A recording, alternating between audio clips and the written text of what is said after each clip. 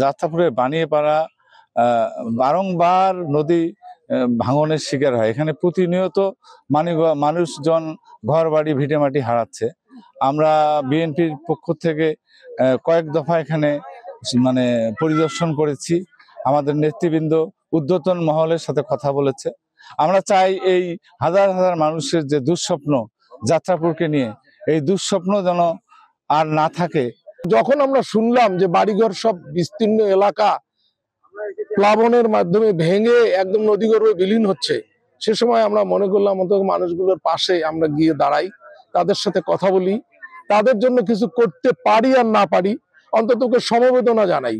সে কারণে এখানে আসা। ক্ষতিগ্রস্ত পরিবারগুলো, তাদের মাঝে আমরা কিছু উপহার সামগ্রী নিয়ে উপস্থিত হয়েছি।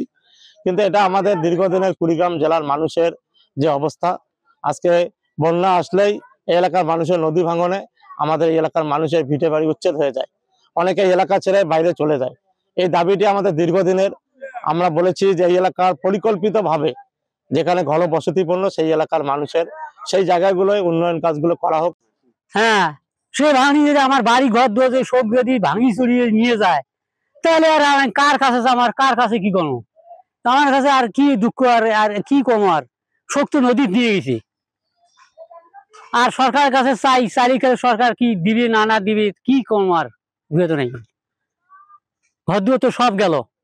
এখন বাড়ি যে ভাঙতেছে ভাঙি মানুষ জনগণেরা এমন মুসিবত পড়ি আছে, কোনো স্থানও পাওয়া যাচ্ছে না। একটা ঘরগুলো যে খাড়া করি যে বাল বাচ্চা নিয়ে থাকবে তাও জায়গা নাই। নদী আমার ওকে করার জন্য বাড়ি ঘর দুটো ভাঙছি, যা আছে এখনো উদ্ধারের জন্য হ্যাঁ বন্ধ হয়। এই আমার কাছে এই আবেদন। এর মধ্যে এখানে 16টা বাড়ি একদম নদী বিলীন হয়ে যায়। যাওয়ার পরের দিনে ভাঙনি অব্যাহত থাকে। পরের দিনে আবার আমরা 7 তারিখে আবার তালিকা করেছি, এখানে প্রায় 50 জনের মতন। আবার চরের 2টা এলাকার থেকে 2-3টা এলাকার থেকে 15টা 65টা তালিকা আমরা প্রেরণ করেছি। তার মধ্যে 16টা পরিবারকে গতকাল আমরা 30 কেজি করে চাউল দিয়েছি। আমার মনে হয় যে 30 কেজি করে চাউল দিয়েছি, যেটা আমাদের যে মানুষের যেটা ক্ষতি হয়েছে, এই ক্ষতি হিসেবে ওটা আপাতত কিছু না। তারপরে যেটা দিচ্ছে এটা ধন্যবাদ জানাই যে তার অন্তত খোরাকটা হওয়ার জন্য। কিন্তু এখানে যাদেরকে বাড়ি ভাঙছে, এখানে লক্ষ্য করা গেছে যে আমরা বাইরে থেকে আসি, এখানে আগেও বাড়ি ভেঙে আসি, এখানে পড়ছিল। কিন্তু দুঃখের বিষয় তাদের কোনো জায়গা জমি নাই। অনেকে অন্য জায়গা ভাড়া নিয়ে বাড়ি করতেছে, আর অনেকে আবার করতে পারতেছে না। এই অবস্থায় অনেকজনের ঘর কিন্তু এই অবস্থায় পড়ে আছে।